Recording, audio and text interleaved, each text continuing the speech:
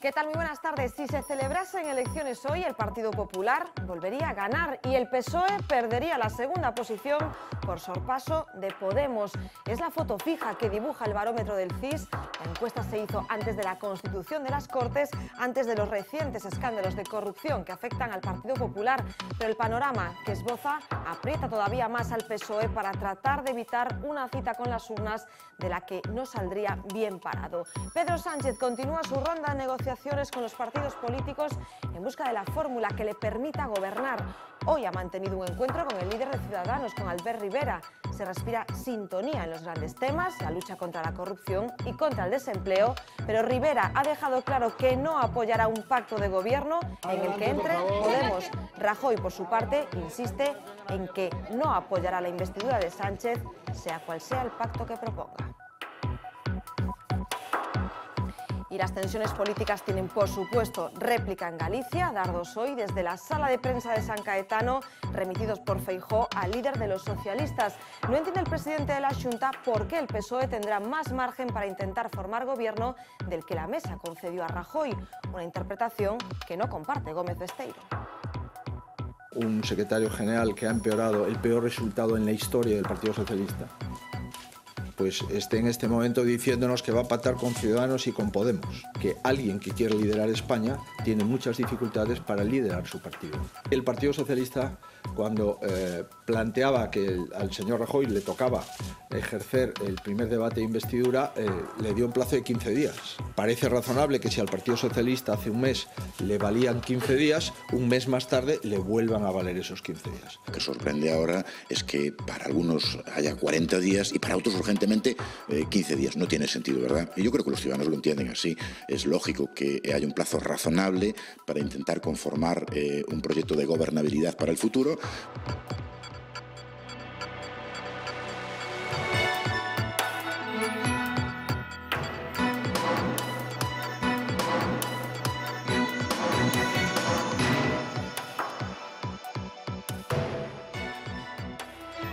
La Guardia Civil ha multado a un camionero en Abegondo bajo los efectos de las anfetaminas. Estaba drogado tras conducir decenas de horas sin realizar los descansos obligatorios.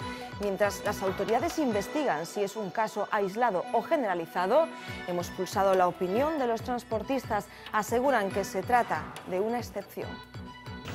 Nos subimos al camión para preguntar a los conductores si es habitual que se consuman sustancias para aguantar esas largas noches al volante. Nos explicarán además cómo funcionan esos tacógrafos que controlan las horas máximas de conducción permitidas. Café, Red Bull, de cosas de esas, pero otro tipo de drogas yo no conozco. Eu, desde logo, non conozco ningún. Teño oído comentarios a choferes que andan ao estranxeiro. Non lo he oído nunca, que hayan estado tomando anfetaminas y cosas de esas. En los próximos minutos les contaremos también lo que dice el informe de unos investigadores británicos que también está relacionado con el consumo de sustancias. En este caso, con la marihuana, este trabajo ha concluido que el consumo de cannabis en los jóvenes no tiene relación directa con el rendimiento intelectual. Los estudios relacionados con la marihuana no terminan de ponerse de acuerdo. Hoy vamos a intentar aportar un poco de luz con la ayuda de un experto en la materia que trabaja cada día entre chavales. Nacen las primeras gallegas libres del gen del cáncer de mama hereditario. Una clínica viguesa ha sido la tercera en España en conseguirlo. Esas pequeñas nacieron en julio y van a poder escapar de las posibilidades a las que las predisponía la genética. En su familia directa habían sufrido varios casos de cáncer de mama, estaban en riesgo. La clínica que el Instituto Valenciano de Infertilidad tiene en Vigo seleccionó los embriones libres de esa mutación. La madre de estas pequeñas no quería tener hijos con tantas posibilidades de desarrollar esta enfermedad. Ahora están libres de la dolencia a este nivel, pero el riesgo nunca es cero. Hay otros factores. En este momento las niñas está confirmado que son libres de la enfermedad y digamos que lo que hemos hecho es reducir el riesgo de que en el futuro padezcan cáncer de mama y cáncer de ovario, que puede ser pues seguramente más del 50, 60 hasta el 80% de que hubieran desarrollado este cáncer. Ahora tienen el mismo riesgo que la población general. No podemos asegurar que tengan riesgo cero. 12 arrestados en Vigo en una macrooperación para detener a una banda criminal. Se le imputan múltiples delitos contra la integridad física de las personas. Su última pelea tenía lugar en la madrugada del domingo en Arramallosa, en las inmediaciones de una discoteca, y se saldó con varios jóvenes en un centro de salud con fracturas y contusiones. La zona de Valmillor ha sido objeto de esta investigación tras una larga sucesión de trifulcas en los últimos meses. La Guardia Civil practicaba estas detenciones de forma simultánea en edificios y casas de 8 calles distintas en el centro de Vigo. El Servicio Galego de Saúde tendrá que pagar 90.000 euros en concepto de indemnización por la muerte de un bebé.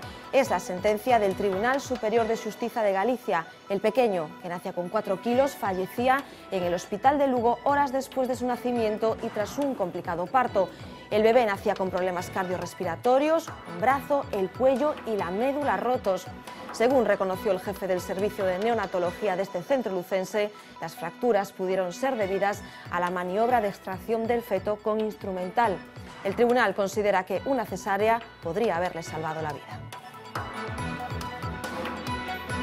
Se reactiva la operación Cóndor. Si ayer la Guardia Civil registraba las oficinas de Monbus en Pontevedra, hoy ha sido el turno de las instalaciones de esta empresa de transporte en Lugo. Los agentes han permanecido más de 2 horas en las oficinas del polígono Louzaneta, recopilando información que fue enviada al juzgado.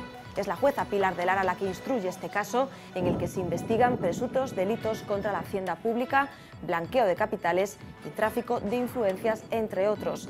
Hace apenas un año estallaba esta operación con la detención de una decena de personas, entre ellas el presidente de la compañía, que quedó en libertad pero que sigue siendo investigado.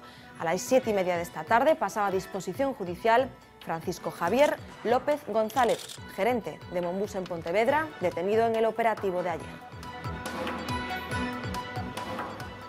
La jueza ha citado a declarar al Partido Popular como investigado por los ordenadores borrados por un posible delito de daños informáticos y encubrimiento. El partido tendrá que designar a la persona encargada de representarle, al ser la primera formación que es investigada como persona jurídica tras la entrada en vigor de la reforma del Código Penal.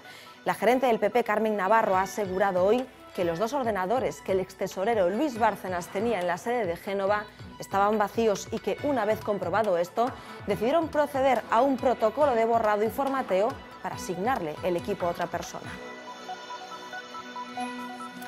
Tiene bomba 11:30 horas. Es el texto de la nota que encontró esta mañana el piloto de un avión que iba a despegar del aeropuerto madrileño de Barajas rumbo a Arabia Saudí. La nota estaba dentro del avión, en una sala destinada a la oración, clavada con un cuchillo. Saltaron todas las alarmas, se desalojó el aparato, lo apartaron a una pista remota y lo registraron de arriba a abajo. La amenaza resultó ser falsa y poco después el aeropuerto recuperaba la normalidad. La Policía Judicial investiga ahora para encontrar al autor de esta falsa amenaza de bomba, que se enfrenta a una condena de hasta 1 año de cárcel.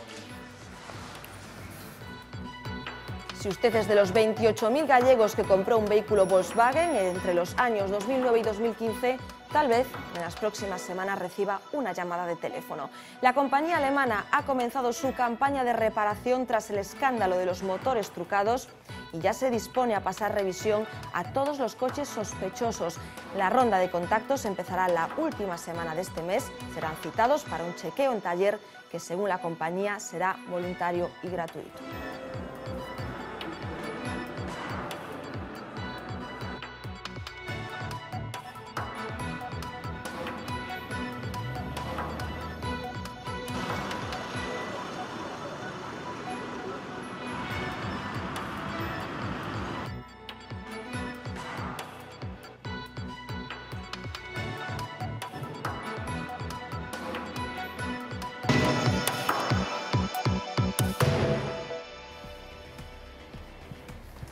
Hoy comenzamos este Más que Contar con una noticia que publican nuestros compañeros de La Voz de Galicia, que la verdad es que nos ha sorprendido mucho. La Guardia Civil sospecha que camioneros de grandes rutas están tomando anfetaminas para poder aguantar horas y horas al volante.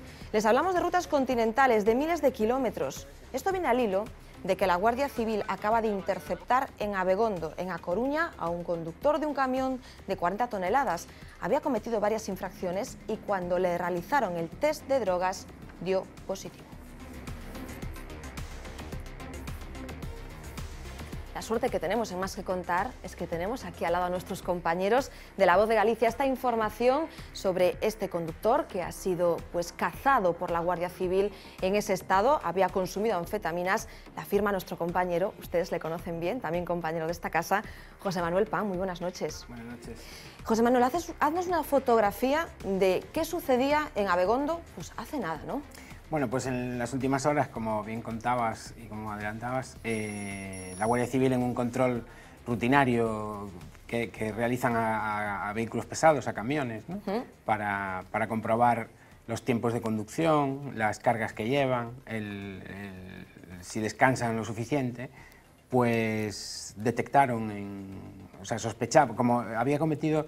Este conductor había cometido varias infracciones en ese tipo de cosas, de no descansar, y que venía de tan lejos, de Alemania, nada menos, pues desconfiaron de que de cómo aguantaba tanto tiempo claro. despierto, sin haber descansado, ¿no? Entonces decidieron hacerle el test de drogas, que es, bueno, como muchos conductores saben, es recoger una muestra de saliva con una especie de chupa chups. Y dio positivo la sorpresa fue que dio positivo en anfetaminas. Claro. Las anfetaminas, como mucha gente sabe, normalmente se utilizan para mantenerte despierto, ¿no? Entonces... parece como el cóctel perfecto, ¿no? Claro, a mí lo que me contaban, precisamente la gente que está metida en estos temas, investigando estos temas, que dicen que no es la primera vez que pasa, y que tienen bastantes sospechas de que esto pueda ser no generalizado, pero sí que haya varios camioneros, evidentemente no son la mayoría, serán una minoría que deciden hacer eso y que puedan estar tomando algún tipo de sustancia. Claro, estamos hablando además de vehículos que son muy pesados y de rutas larguísimas. Yo no sé si este hombre venía del tirón.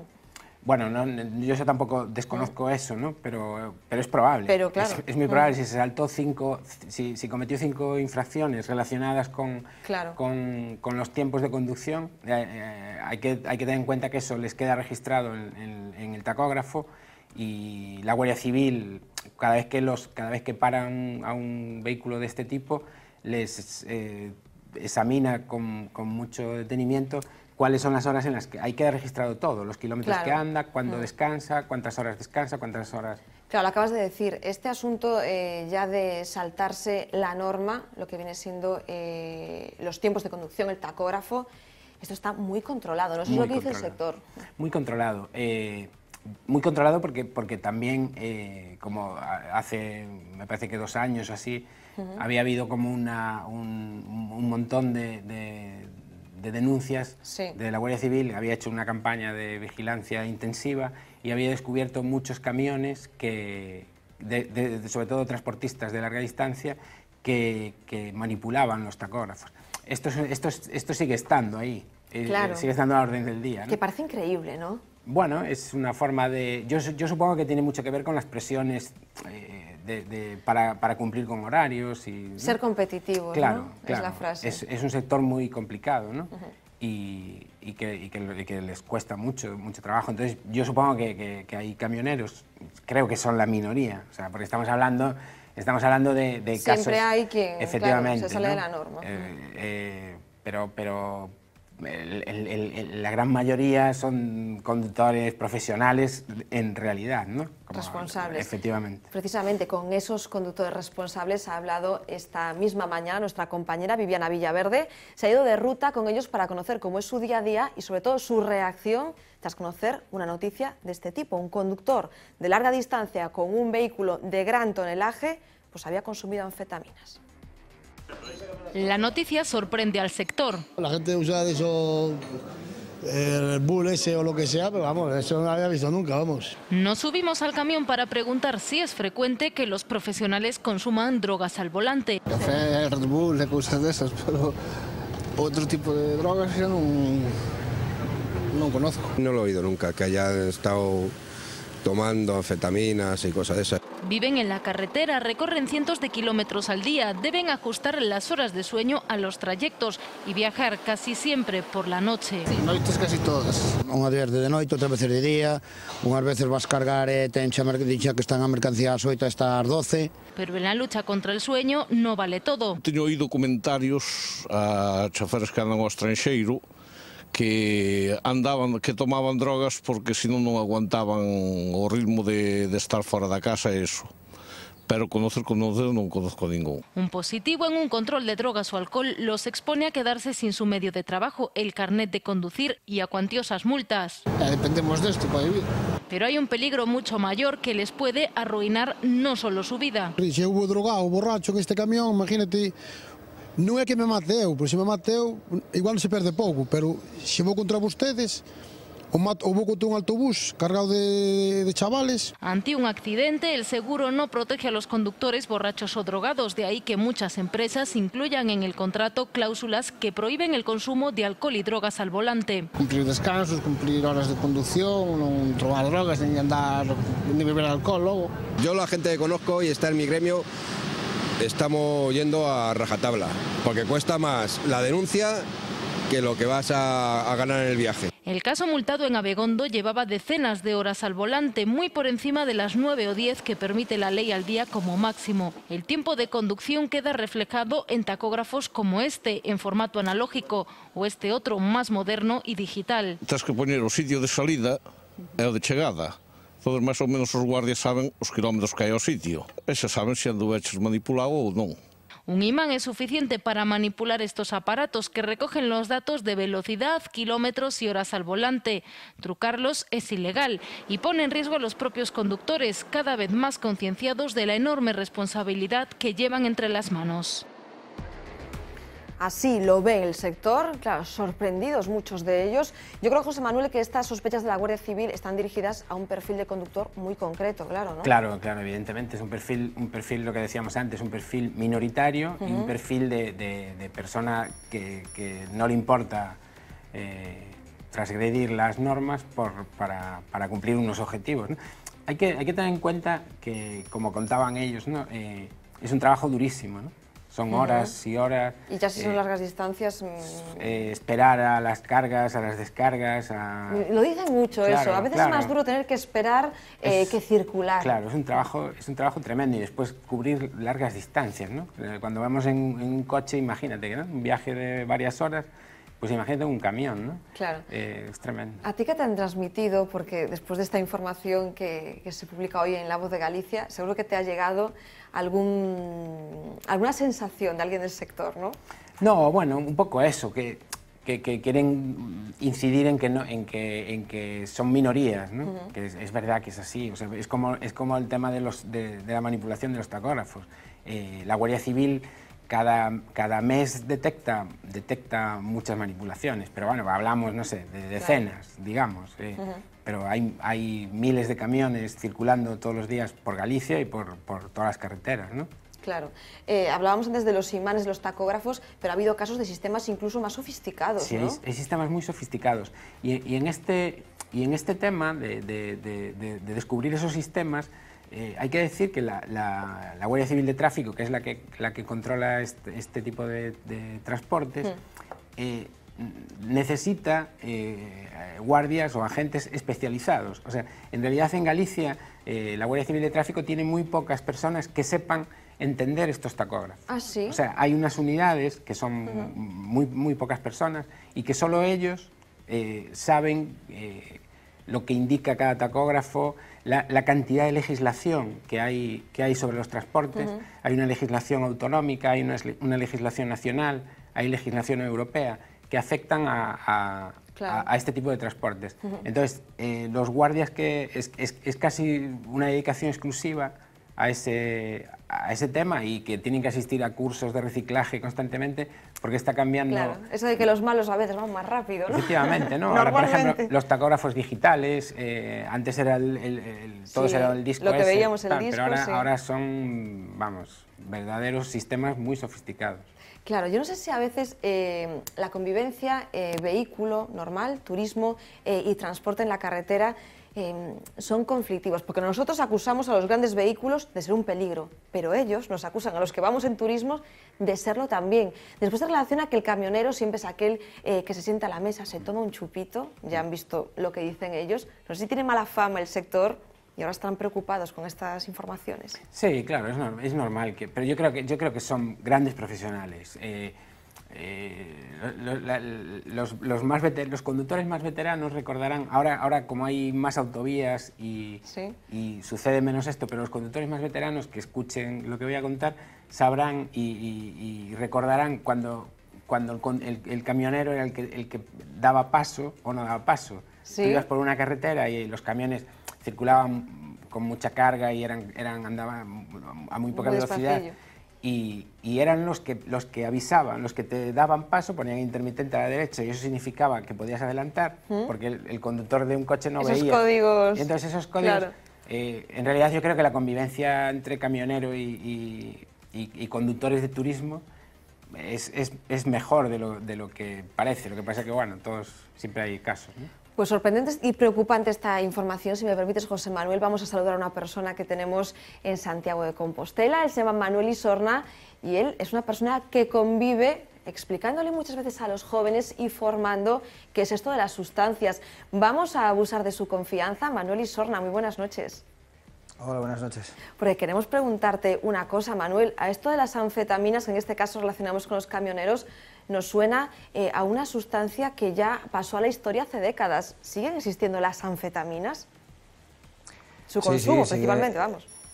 Sigue su consumo y sigue el trapicheo de estas sustancias, ¿no? Y un ejemplo lo acabamos de comprobar ahora. Como dice vuestro compañero, pues realmente son casos excepcionales y sobre todo los casos que yo tengo conocimiento suelen ser camioneros de los países del este, ¿no? Que en ese tipo de países no hay tanta legislación y no hay tanto control, incluso la policía, pues digamos, se deja sobornar en mayor medida y por lo tanto se permiten un poco saltar la ley. Pero concretamente en España es bastante difícil porque, como podemos comprobar todos los que andamos en coche, hay mucho control de la Guardia Civil de Tráfico sobre este colectivo. Y si bien es cierto que hasta hace 5 o 6 años solo disponían del etilómetro para controlar el nivel de alcohol en sangre, en este momento ya disponen de aparatos que, como acaba de decir vuestro compañero, pues detectan hasta 7 tipos de sustancias distintas en saliva, ¿no? Siempre relacionamos las anfetaminas con estudiantes, ¿no? Con ese momento, porque yo entiendo que las anfetaminas lo que hacen es que consigue un momento de atención, sobre todo horas y horas en las que quien las consume cree que tiene atención total, está súper espabilado, ¿no? Sí, la anfetamina es una droga estimulante, muy parecida, para que nos hagamos una idea, molecularmente a la adrenalina, ¿no? Cuando tenemos ese subidón. Y eso lo que provoca es un efecto sobre el sistema nervioso central, pero también sobre el sistema nervioso simpático y hace que la presión arterial se dispare, que se dispare las pulsaciones. Tenemos, pues, y eso nos produce un efecto de energía, de disminución del cansancio, de disminución del sueño, que se suele utilizar para eso. Pero tienen un gran problema y es que generan una gran tolerancia, es decir, la cantidad de pastillas de anfetaminas que hay que tomar para mantener el efecto hay que aumentarla progresivamente y muy rápido y generan una gran dependencia, ¿no? Entonces, esto es quizás uno de los grandes problemas que tiene. Y el problema también es que al ser una droga estimulante provoca una gran muerte neuronal y empieza a haber estudios, y hay estudios ya que demuestran que tiene una relación directa, pues, con tipos de trastorno, por ejemplo, con ciertas demencias y sobre todo con trastornos psicóticos, ¿no? Vamos a volver a Santiago para seguir hablando de otro tema con Manuel Isorna, al que le agradecemos esta explicación, ya que tenemos la suerte de tenerle y tener su conocimiento en este momento. Compañero José Manuel Pan, compañero de La Voz de Galicia, gracias por haber venido a Más que Contar. Gracias. Te tenemos que dejar porque tiene que salir un periódico mañana. Gracias. Buenas noches. Y les vamos a contar ahora por qué hemos pedido la ayuda de Manuel Isorna en esta noche. Hay un reciente estudio británico que establece una relación directa entre el consumo de cannabis y el rendimiento intelectual, el rendimiento escolar, pero que contradicen a otros estudios que ya habíamos conocido. Les vamos a explicar por qué. Porque ese trabajo asegura que fumar marihuana con moderación en la adolescencia no afecta al cociente intelectual. Desmiente entonces que haya relación entre la pérdida de funciones cognitivas y el consumo moderado de cannabis a los 15 años. Los efectos de la marihuana han centrado los trabajos de muchos investigadores en los últimos años, pero realmente no se llega a tener resultados esclarecedores. Esto lo decimos nosotros y volvemos a ir a Santiago porque no sé si Manuel Isorna está de acuerdo con nosotros de que los resultados en torno a jóvenes y consumo de marihuana van dando constantemente bandazos, Manuel. Bueno, no exactamente. Realmente casi todos los estudios van en la misma línea. Y en la misma línea dicen justo lo contrario, ¿no? Es decir, realmente el consumo de marihuana, sobre todo en la adolescencia, y a partir de determinada cantidad sí genera efectos neurológicos a corto o largo plazo, como son la disminución de rendimiento escolar, como son el síndrome motivacional, como son trastornos psicóticos, y por lo tanto creo que este estudio hay que analizarlo con mucha cautela, ¿no? Estamos hablando de solo consumidores de marihuana, de menos de 40 cigarrillos al año, de menos de 40 porros al año, y, como dicen ellos, de un uso moderado, ¿no? ¿Qué entendemos por un uso moderado? ¿Qué se le puede vender por un uso moderado a un adolescente? Yo creo que realmente tenemos que ser muy cautelosos todos a la hora de publicar este tipo de estudios y sobre todo de sacar estas conclusiones que, repito, contradicen a prácticamente el 80-90% de los estudios que se realizan sobre consumo de cannabis en adolescentes. Manuel, acabas de decir brotes psicóticos. Llama mucho la atención porque yo no sé si estás de acuerdo en que la visión que tenemos en general en la sociedad de la marihuana es mucho más benevolente que con otras sustancias, ¿no? Sí, lo que nos tenemos que preguntar es también por qué, ¿no? Es decir, realmente, curiosamente, y esto sería simplemente tema de un programa o de varios, estamos comprobando cómo justamente con la bajada del consumo de tabaco, ¿no? De una reducción importante, pues automáticamente aparecen determinados intereses en que se legalice la marihuana y empiezan a sacar continuamente estudios donde realmente, bueno, pues empiezan a cuestionar si la marihuana debe ser terapéutica, no debe ser terapéutica, etcétera, etcétera. Realmente lo que estamos comprobando es que hay un merchandising importante porque detrás justamente de este tipo de movimientos en muchas ocasiones está la industria del tabaco, ¿no? Y esto es algo que debemos conocer todos. Esto lo vemos perfectamente, lo vivimos hace 30, 40, 50 años con el tabaco, donde nos mostraban una y otra vez estudios que consumir cigarrillos de forma moderada no alteraba y no producía cáncer. Esto hay estudios que están publicados en esa línea. Lo estamos comprobando con el consumo de alcohol, donde una y otra vez nos indican que tomar una copa de vino no es perjudicial, que tomar determinada cantidad de cerveza no es perjudicial, pero realmente todos estamos comprobando que el mayor efecto y el mayor daño que causa a nivel de salud pública, con diferencia, muy por encima del consumo de marihuana, es el tabaco y el alcohol, ¿no? Por lo tanto, el mensaje que debemos lanzar a la juventud principalmente y a la sociedad en general es que las drogas, cuantas menos mejor, y sobre todo no debemos confundir a un grupo, a un colectivo tan importante como la adolescencia, de que el consumo de marihuana no va a repercutir en su salud, porque es mentira. Claro, yo no sé cuánto influye, Manuel, en que en muchas ocasiones, entiendo que la información no es correcta, se relacione o no es exacta, se relacione tanto la marihuana con la salud, con el ámbito sanitario, con posibles aplicaciones. ¿Tú crees que eso enmascara efectos que puede tener en cerebros que en muchas ocasiones todavía están por desarrollarse? Lo que tenemos que preguntarnos es, yo siempre hago la misma pregunta, ¿no? Cuando veo a alguien consumir marihuana o fumarse cannabis o hachís, lo primero que le pregunto es qué patología tiene. Es decir, si está fumando debe tener algún tipo de patología, ¿no?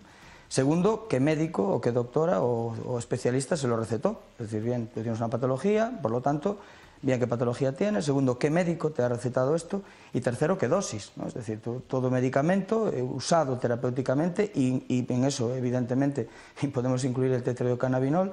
Todas las drogas tienen un efecto terapéutico, el tetrahidrocannabinol no va a ser menos, pero evidentemente tiene que ser siempre recetado por un especialista. Ante el amparo de que la marihuana es terapéutica y se están realizando estudios terapéuticos con la marihuana, por ejemplo, es un antiemético que impide, por ejemplo, o ayuda a que muchas personas que están en quimioterapia pues no tengan vómitos. Se usó en su momento con la lucha contra el glaucoma, lo cual no se consiguieron los efectos que se esperaban. Y lo mismo sucede con el asma y se consiguieron, o sea, se demostró que produce efectos contrarios. Pero realmente lo que tenemos que tener claro es que si realmente la marihuana tiene efectos terapéuticos, pues ojalá las tenga, y de hecho hay algún medicamento como el Sativex, por ejemplo, que está comercializado en España, pues siempre tiene que ser bajo la receta de un médico, de un especialista, porque es una droga y afecta un uso racional y pertinente de la sustancia, ayudará a mejorar la salud de las personas, pero un uso irracional e indebido va a perjudicar la salud de cada consumidor. Y esto es el mensaje que tenemos que lanzar de una vez por todas y dejarnos de si es terapéutico o no es terapéutico. Ante el amparo de la salud, como os decía, muchos colectivos, ¿vale?, están realizando autocultivo y están realizando plantaciones, pero cuando analizamos realmente quiénes forman ese colectivo, comprobamos que solamente el 3% realmente lo usan con fines terapéuticos, ¿no?, mientras que el 97% lo usan con fines de buscar el efecto psicotrópico de esta sustancia, y muchos de ellos incluso para la venta ilegal. Manuel, yo no sé si los que estáis en contacto con los chavales, formadores como tú, terapeutas, percibís que los chavales se incorporan, igual que con el alcohol, antes al consumo de marihuana. Por supuesto, y tenemos que tener en cuenta que hay un fenómeno desde los últimos 10 años, que es Internet, ¿no? Es decir, no hace falta ir muy lejos para ver una grow shop, estas tiendas, ¿no?, que nos invaden prácticamente en todas las ciudades, pero es que ya no hace falta ni siquiera una tienda a nivel físico, sino vamos a Internet y a golpe de clic pues podemos que nos envíen las semillas que realmente nos deseemos comprar. No solamente eso, sino toda la parafernalia para su cultivo, ¿no?, desde el invernadero, los herbicidas, etcétera, etcétera, etcétera. Por lo tanto, es un negocio que genera miles y miles de millones de euros.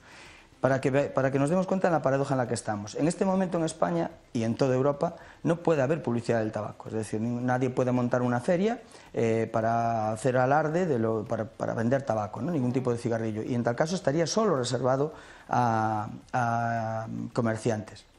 Y realmente se controla un montón esto. Sin embargo, estamos comprobando una y otra vez que cada vez hay más ferias para donde se promueve y se difunde el cultivo del cannabis, ¿no? Y esto realmente tienen que saberlo los padres, y creo que las autoridades deben empezar a cortar esto, porque realmente es algo que se nos está escapando de las manos, y cada uno en su propia casa cultiva, y yo lo percibo todos los días en los institutos, ¿no?, en los que trabajo. Todo el mundo tiene algún primo, tiene algún hermano, tiene algún vecino que sabe que cultiva, y esa banalización del cultivo y del consumo pues llevan a muchos jóvenes a iniciarse en el consumo, ¿no? Lo mismo pasaba con el tabaco, por eso intentamos desnormativizar todo lo que era el consumo de tabaco, y vemos las leyes que están causando ese efecto, porque durante muchos años, no nos olvidemos, la industria del tabaco no estuvo engañados y consiguió comprar la voluntad de muchos políticos y vender un veneno, literalmente, como es el tabaco. Lo estamos comprobando todos los días cómo funciona la industria del alcohol, y ahora evidentemente pues lo estamos comprobando con otra droga como es el cannabis, ¿no? Yo sigo incidiendo en que debemos verla como una sustancia psicotrópica que altera las facultades mentales de las personas, y que, vuelvo a repetir, no tenga tantas bondades, ¿no?, como parece. Exactamente. Y si las tiene, pues vuelvo a decir, ojalá tenga la mitad de las que cuentan, y siempre bajo control médico y recetadas por especialistas. Yo creo que ese es el mensaje que debemos lanzar a toda la sociedad en general y a los jóvenes en particular.